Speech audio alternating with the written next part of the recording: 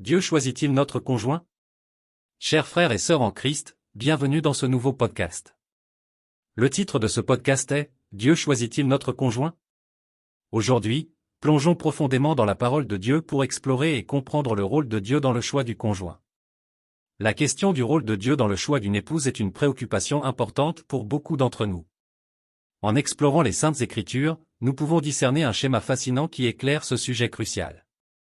Il semble évident que malgré son amour pour nous, Dieu nous laisse le libre choix de nos épouses ou époux. Il ne peut ainsi pas nous dire ouvertement que nous devons prendre tel ou tel pour époux ou épouse afin d'éviter que nous l'accusions en cas de mauvais mariage, comme Adam a accusé Ève après avoir transgressé. Cependant, il peut nous guider vers des partenaires sans nous imposer un choix. De plus, Dieu a clairement indiqué à l'homme de ne pas épouser une étrangère, païenne. Le cas d'Adam et Ève, une intervention divine unique. Genèse 2 versets 18 à 22 relate la création d'Ève comme compagne idéale pour Adam. Dieu, dans sa sagesse infinie, façonna une femme à partir de la côte d'Adam, soulignant l'importance du mariage et de la complémentarité entre les sexes. Cependant, après la chute, Adam accuse Ève et, par extension, Dieu, de l'avoir conduit au péché. C'est la femme que tu as mise auprès de moi, Genèse 3 verset 12. Depuis le cas d'Adam et Ève, il n'y a pas de véritable évidence que Dieu ait encore ouvertement dit à un homme ou une femme d'épouser tel ou tel. 2. L'évolution du rôle de Dieu, du choix direct à la guidance. À partir de ce moment, il semble que Dieu ait décidé de ne plus intervenir directement dans le choix des épouses des hommes.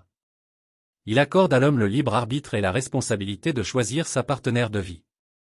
Cette évolution est illustrée par plusieurs exemples bibliques. Isaac et Rebecca. Dans le récit de l'histoire d'Isaac et Rebecca, il est important de noter que ce n'est pas Dieu qui demande à Abraham d'épouser Rebecca, mais c'est une volonté d'Abraham lui-même, Genèse 24. Dieu agit uniquement en guidant le serviteur dans sa recherche, de sorte que plus tard personne ne puisse accuser Dieu en cas de souci dans le mariage. Cela souligne le fait que Dieu laisse à l'homme le libre arbitre dans le choix de son conjoint, mais il peut guider et diriger les circonstances pour aider dans ce processus. Jacob et Rachel Léa.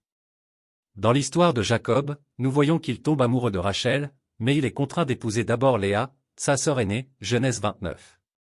Ce n'est qu'après avoir accompli cette année de travail supplémentaire qu'il peut épouser Rachel. Cette situation montre que les choix humains et les circonstances jouent un rôle important dans la vie matrimoniale.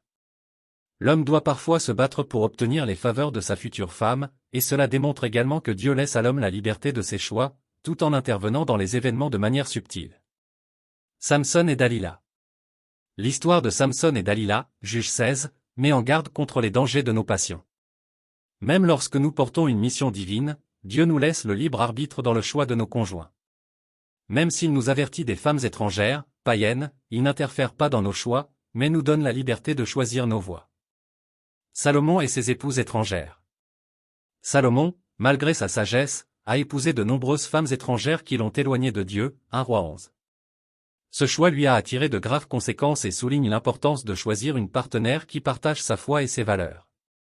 Cela montre que même les hommes les plus sages peuvent être influencés par des mauvais choix en matière de mariage, mais cela ne relève pas de l'intervention directe de Dieu dans leur choix. Ruth et Boaz.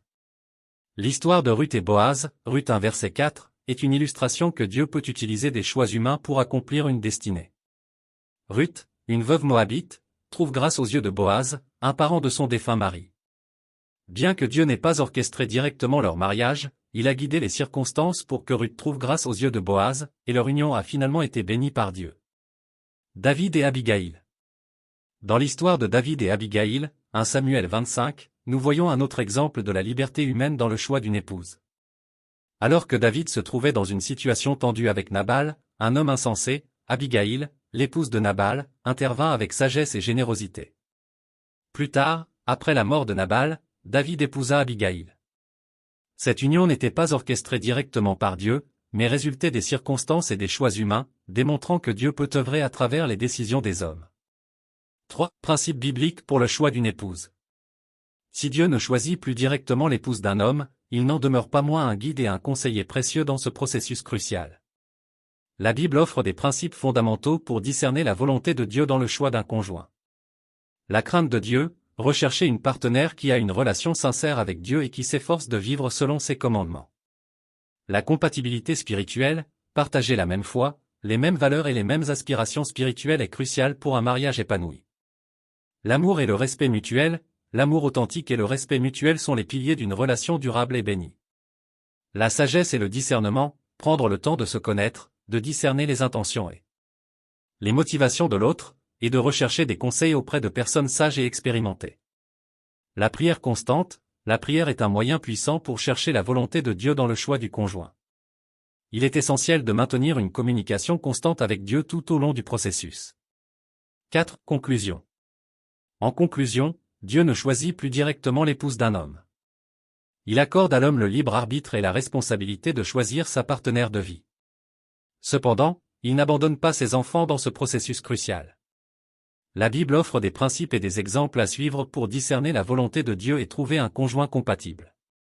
La prière, la recherche de la sagesse divine et la soumission à la direction du Saint-Esprit sont des éléments clés pour une décision bénie et un mariage épanoui. Que la grâce et la paix de notre Seigneur Jésus-Christ soient avec vous tous. Amen.